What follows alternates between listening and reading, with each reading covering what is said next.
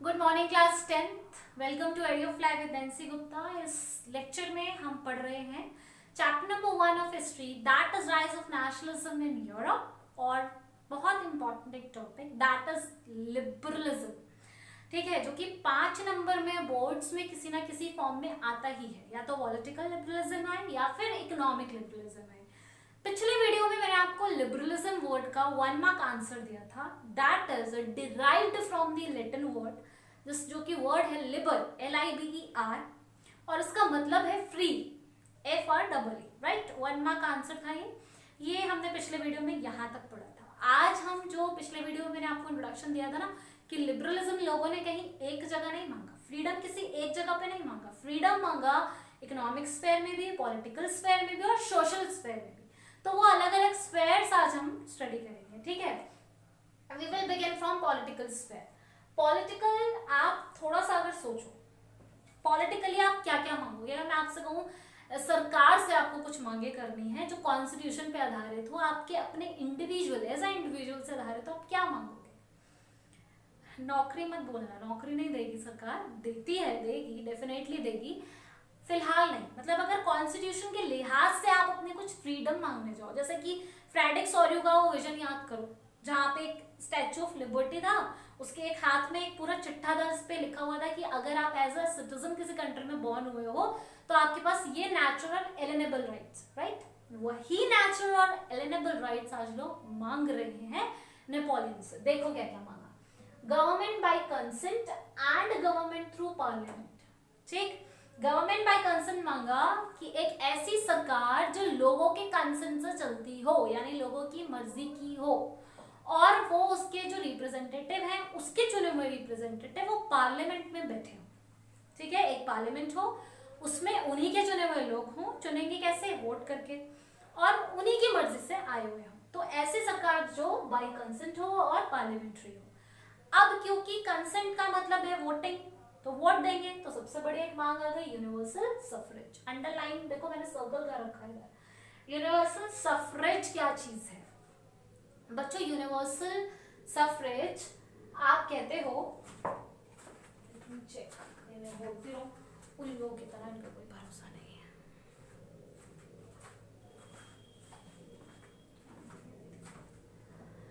Universal suffrage क्या चीज है? यूनिवर्सल सफरेज हो गया राइट टू वोट। ठीक है, यहाँ पे लिखा है मैंने वोट फॉर ऑल।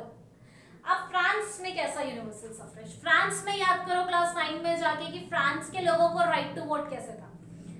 25 की एज हो या उससे ऊपर, दूसरा प्रॉपर्टी हो, तीसरा प्रॉपर्टी के साथ टैक्स भरते हो, और टैक्स कम से कम कितना भरते हो? जो 3 दिन की एक लेबर की सैलरी है। अगर ये सब करते हो तो आप वोट दे सकते हो। इतनी सारी चीजें।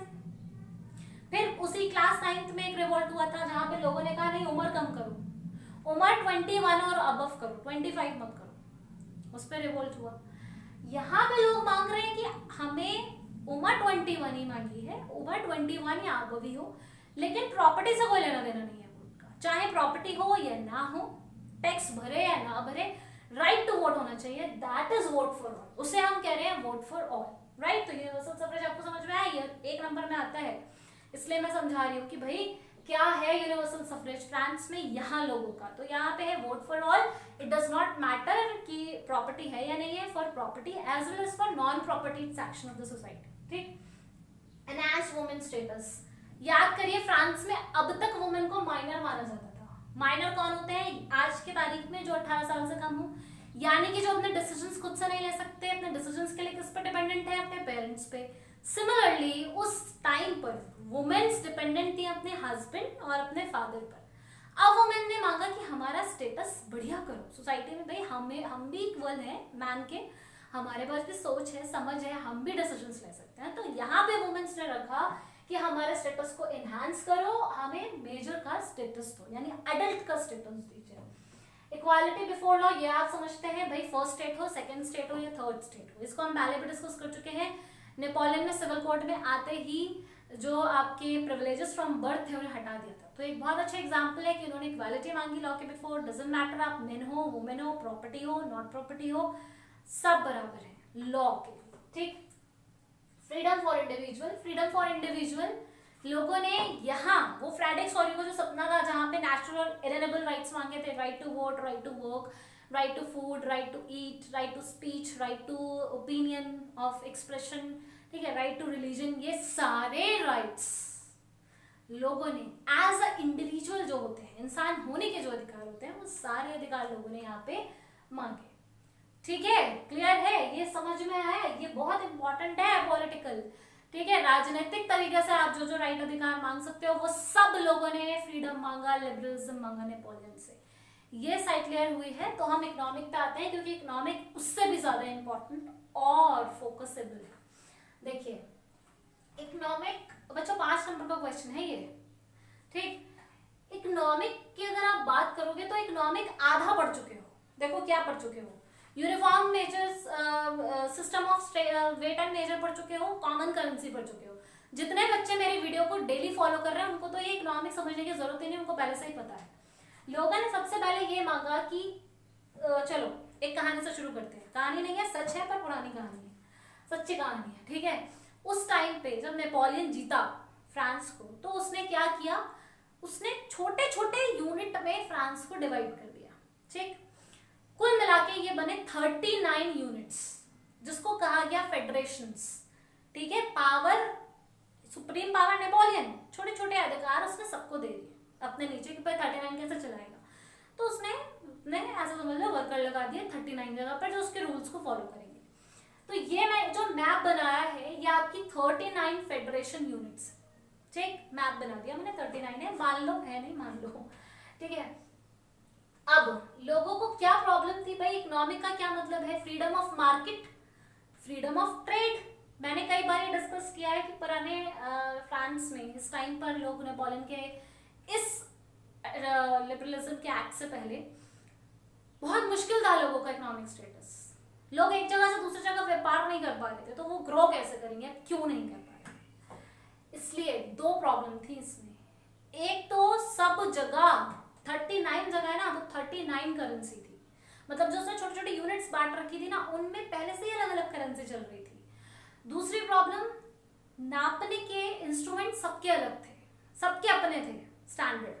ये नहीं है एक कोई स्टैंडर्ड हो, सबके रीजन वाइज अलग अलग सिस्टम ऑफ मेजर। चलो भाई अब इसको एक एग्जांपल से समझते हैं, ठीक।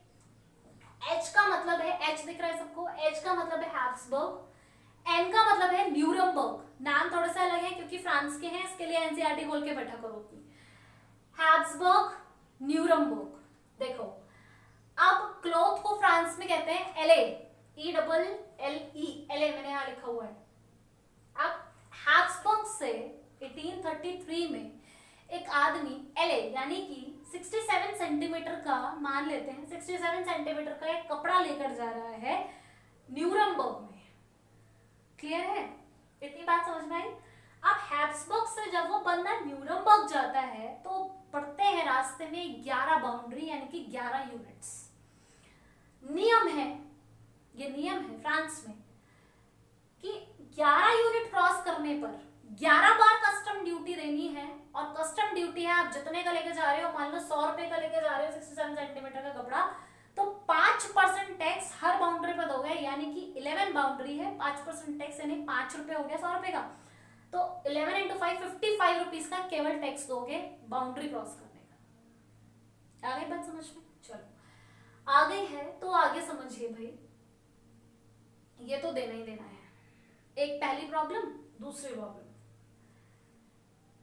मैंने क्रॉस किया हैब्सबर्ग से 67 सेंटीमीटर का कपड़ा लेके मैंने बाउंड्री नंबर 1 क्रॉस किया, बाउंड्री 2 क्रॉस किया, 3 क्रॉस किया। जब मैं 4 पे आई, जिसका नाम है फ्रैंकफर्ट, तो मुझे पता चला वो 67 जो सेंटीमीटर का कपड़ा था ना, जो मैं लेके जा रही थी, वो उन्होंने नापा टैक्स लेने के लिए। तो जब नापा तो निकल के आया 54.7 सेंटीमीटर, कम हो गया।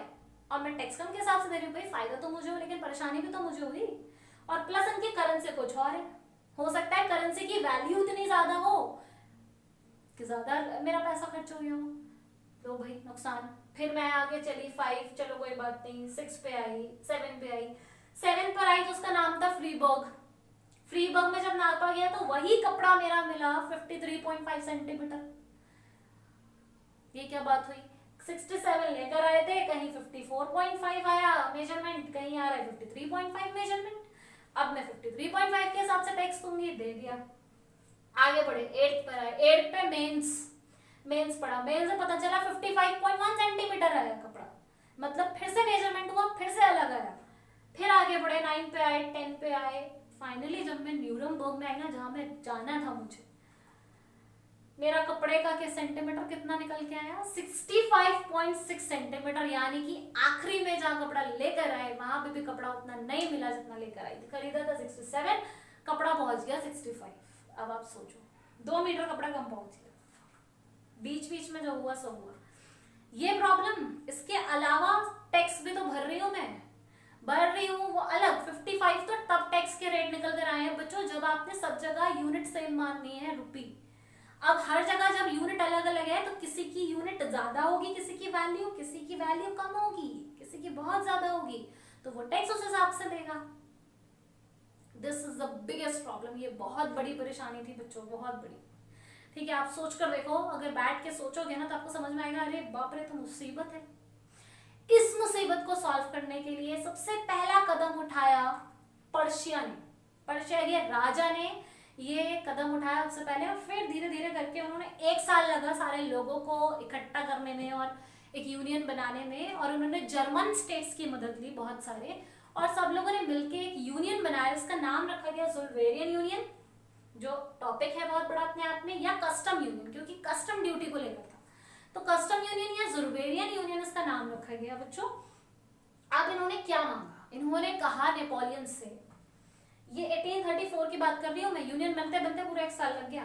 34 में इन्होंने कहा कि सबसे पहले तो हटा दो सारे टैरिफ बैरियर जो हम हाउसबर्ग से न्यूरमबर्ग तक दे रहे थे।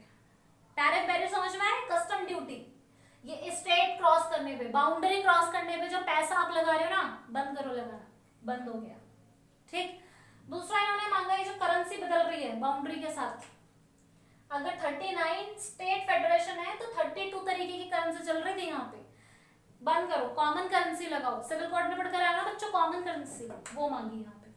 तो 30 तरीके की करेंसी चल रही थी जिसको बदल के नेपोलियन ने केवल 2 करेंसी कर दी। इन्होंने मांगी थी 2, केवल 2 करेंसी चलेंगी, एक भी नहीं, 2 मांगी, अब 1 चल रही है। ठीक है, तो 30 से करेंसी जो कम हुई वो हुई 2।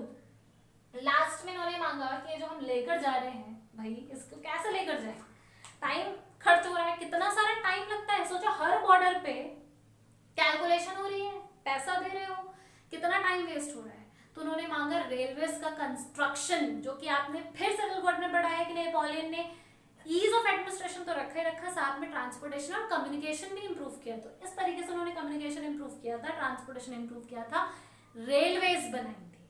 ठीक है, रेलवेज मांगी, तो दिस वाज ज़ुल्वेरियन यूनियन। अब अगर आपसे पूछा जाए, आप कंफ्यूज मत हो जाइए कि ज़ुल्वेरियन यूनियन क्या है, 3 नंबर से ज्यादा में नहीं आएगा ये क्वेश्चन, 3 मार्क का क्वेश्चन है ये। तो ज़ुल्वेरियन यूनियन देख लो, अब एक क्वेश्चन में कितने क्वेश्चन आ गए, 3 तो मैं बता चुकी हूँ लेक्चर में।